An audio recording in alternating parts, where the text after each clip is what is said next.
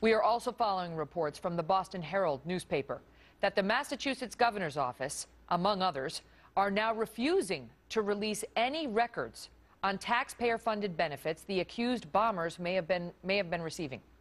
Governor Deval Patrick's administration citing privacy laws. Critics say the public deserves to know, including Democratic critics. Deval Patrick, of course, a Democrat.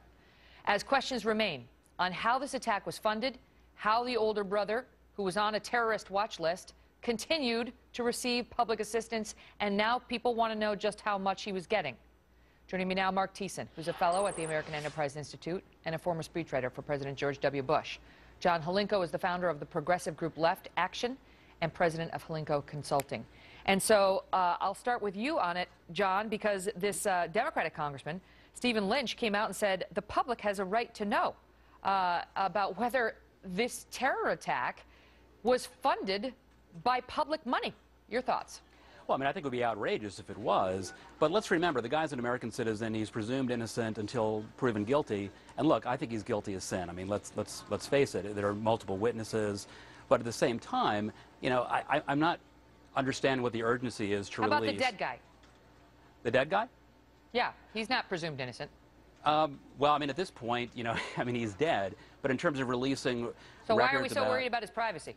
Well, I guess the question is, what do we gain from releasing all this stuff about, you know, whether or not they were on welfare? Is it just another excuse to attack welfare recipients? Is there a, I mean, is there a whole barrage of welfare recipients? Don't we deserve to know whether we paid for that bomb? Well, you know, I mean, look, there's all kinds of things we need to investigate and figure out.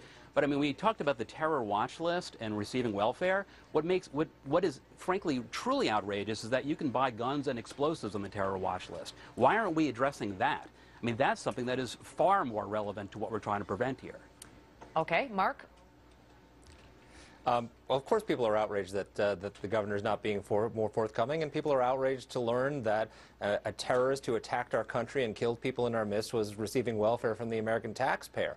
But I think really the problem here is not that these terrorists were on the welfare rolls. The problem is that they were taken off the terrorist watch list. I mean, if you have somebody who you're watching for suspected terrorist activity, the CIA and the FBI have intelligence on them, you probably don't want to share that information with the local welfare authorities because you might tip them off. You don't want to take him off the welfare because that might let him know that he's on a terrorist watch list. So the fact that they didn't share that information or take him off the welfare rolls is not the problem. The problem is that we had information that this guy from Russia, both the CIA and the FBI, that this guy was a radical Islamist, and yet somehow he managed to leave the United States, spend 6 months in Chechnya and Dagestan, which are hotbeds of al-Qaeda activity, and then come back into the United States without setting off any alarm bells and carry out a terrorist attack. The outrage is the news that you reported that 9 years after the underwear bomber was read his Miranda rights after 50 minutes, I mean 4 years after the underwear bomber was read his Miranda rights, we're still reading Miranda rights to terrorists. So those are the things that we should be outraged about, not the fact that this guy was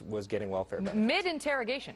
I mean, Miranda rights were going to come under the Obama administration, but mid the administration's own FBI performing its interrogation and the FBI agents saying, we're not done. He's giving up valuable intelligence information, and lo and behold, out comes Miranda. I want to ask you, John, and remember, Megyn. Yeah, go ahead, Mark.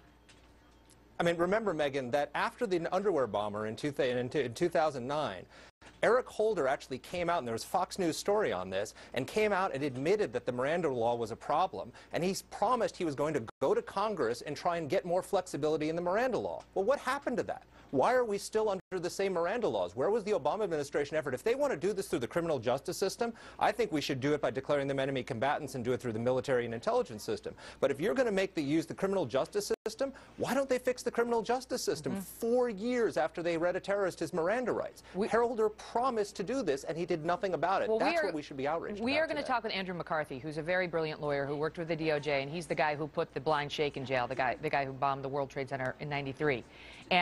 And we will talk to him about whether this whole public safety exception argument that we got from the administration, like, don't worry, don't need enemy combatant status, we'll go public safety exception to Miranda, that'll give us the time to ask him what we want, was a big fraud. Whether that was a big fraud that was essentially perpetrated on the American people, because that exception, under their own interpretation and behavior, gave them not enough time. Gave them not enough time. The FBI interrogators had said it so to lawmakers on Capitol Hill. After the break, we're going to pick up this debate, that and plus, I mean, how are you on the terrorist watch list and getting public benefits at the same time? Mark Thiessen's back with me now, John Hlinko as well. I want to ask you, Mark, whether it really is possible, okay, that, I mean, in your mind, do we have a Department of Homeland Security that is looking at Tamerlan Tsarnaev on this terrorist watch list and saying, all right, nobody alert anybody because we want to hold on to that information? I mean, isn't this exactly the kind of thing that you would want government agencies to know about at the state level as well? And whether that includes, you know, the governor's office or welfare offices, I don't know, but isn't that something that is meant to be shared? Yeah, I mean, one of the problems after 9/11 was the fact that we didn't have enough information sharing. We actually could have stopped the 9/11 attack if the FBI and CIA were sharing information. So information sharing is important, but there are limits to information sharing, and I probably would stop at the Massachusetts Welfare Office. I wouldn't trust the People's Republic of Massachusetts welfare people not to tip off the terrorist by cutting off his welfare benefits that he was on a terror watch list. So I think you don't want to let these people know that you're investigating them sometimes. So I think it might be understandable, there could be an explanation why he was getting benefits. What isn't understandable is how we had all this intelligence about the guy, which obviously turned out to be right, because he blew up a backpack bomb and killed people in Boston, yet we took him off the terrorist watch list. How did this guy get off the terrorist watch list? That's the intelligence failure that we should be upset about. Was that a concern at the time for his, quote, privacy and rights, John, that they're now citing in refusing to turn over information about whether he had public assistance? Well, I want to defend Massachusetts here. I mean, I think the implication that Massachusetts in particular can't be trusted maybe was unintentional, but, you know, that's really not fair.